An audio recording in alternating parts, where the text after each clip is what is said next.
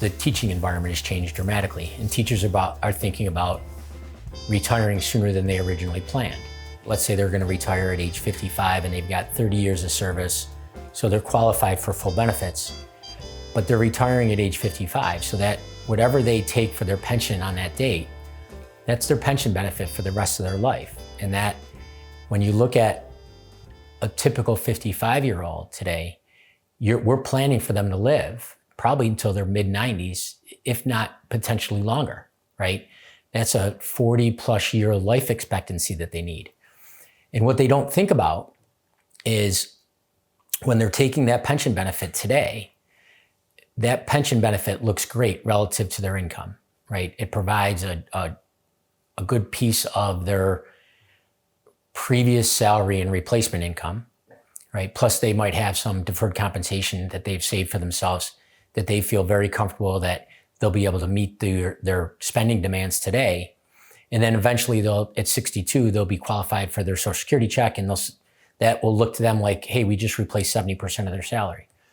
But what they don't think about is that once you lock in that pension benefit, your inflation adjustment, your cost of living adjustments in the future are very limited, right?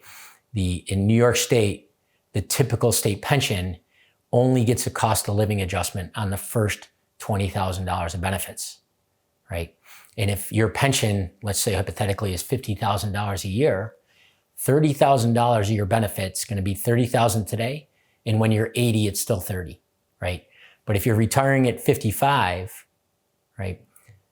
If $30,000 can buy you a reasonable car today, when you're 80, it's going to buy you an entry-level car, right? It's going to be very different. Your cost of living is going to go up a lot, but your income doesn't change with it, right?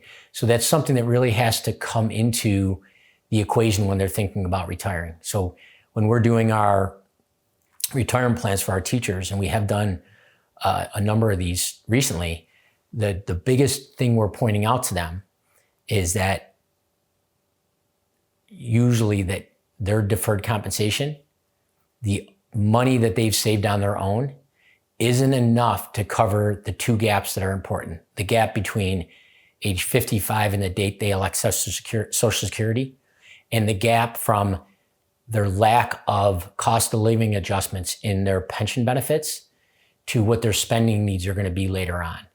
What we're typically, unfortunately, showing a lot of these people is that by their late 70s, right, they've spent down their deferred comp, and they then have to change their spending habits because they're limited to having simply their deferred comp and their Social Security. Now, don't get me wrong, for a lot of people, that's still a decent amount of money, okay? And you're not going to be, living on the proverbial cat food, but it's also a different lifestyle than they're living today.